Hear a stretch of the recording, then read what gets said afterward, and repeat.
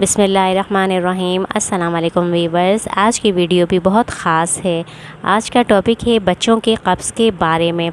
छोटे बच्चों को अगर कब्ज़ हो जाता है तो वो बहुत ज़्यादा तकलीफ़ में मुब्तला हो जाते हैं। आंतों की खुश्की, कब्ज़ का होना बहुत ज़्यादा तकलीफ़देह होता है। इसके लिए हम आपको बताएंगे कुछ घरेलू नुस्खे जिन पर अमल करने के बाद आप अपने बच्चों को इस तकलीफ़ से निजात दिला सकते हैं।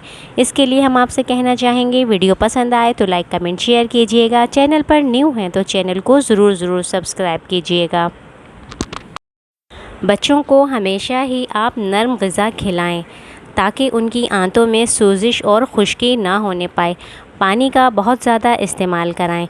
बच्चे अक्सर खेल कूद के दौरान पानी पीना कम कर देते हैं या बहुत कम पानी पीते हैं, जिसकी वजह से उनको अक्सर कब्ज़ की शिकायत रहने लगती है।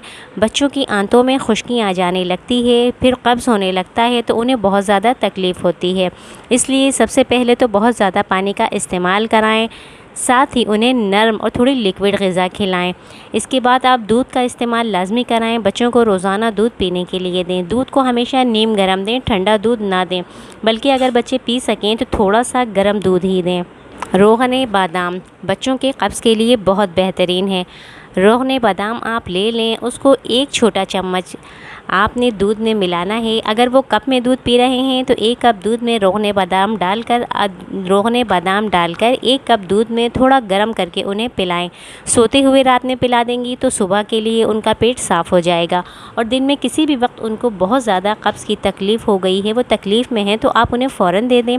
इससे भी इनका कब्ज़ दूर हो जाएगा और फ़ौरन ही आराम आएगा। अगर रोग़न बादाम नहीं है तो कैस्टर ऑयल लेकर उसे भी आप दूध में मिला कर दें।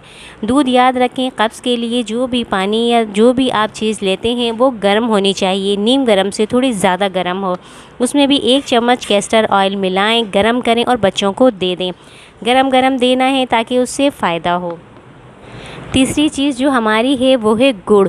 जी हाँ, अच्छा और पुराना गुड़ आपने ले लेना है। उसको आपने थोड़ा सा चूरा कर लेना है। चूरा करने के बाद आपने गरम दूध में उसे डालना है, अच्छी तरह से हल कर लेना है और बच्चों को वो दूध आपने पिला देना है।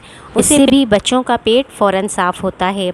एक दफ़ा इसे आप सुबह दें और एक रात में दें। बहुत ज़्यादा शदीद कब्ज़ है अगर और मुस्तकिल रहता है तो सुबह दें और एक शाम में दें। और अगर उनको जब ये कब्ज़ की तकलीफ़ कम हो जाए, पेट मुतवातर और बेहतरीन तरीके से साफ़ होने लगे, तो फिर उनको एक दिन छोड़कर एक दिन दें।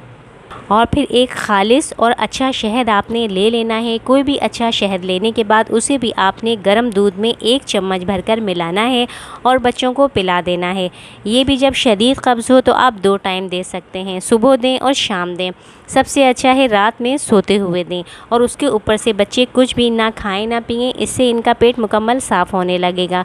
ये चारों होम रेमेडीज़ जो मैंने आपको बताई हैं, इन्हें आपने बहुत ज़्यादा शदीद कब्ज़ में 2 टाइम इस्तेमाल कराना है।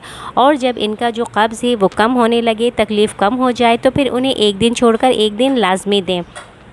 साथ ही इस बात की भी आदत बना लें कि बच्चों को डेली दूध दिया जाता है तो वो दूध नीम गर्म होना चाहिए, ठंडा बिल्कुल ना दें। ठंडा दूध कब्ज़ करता है।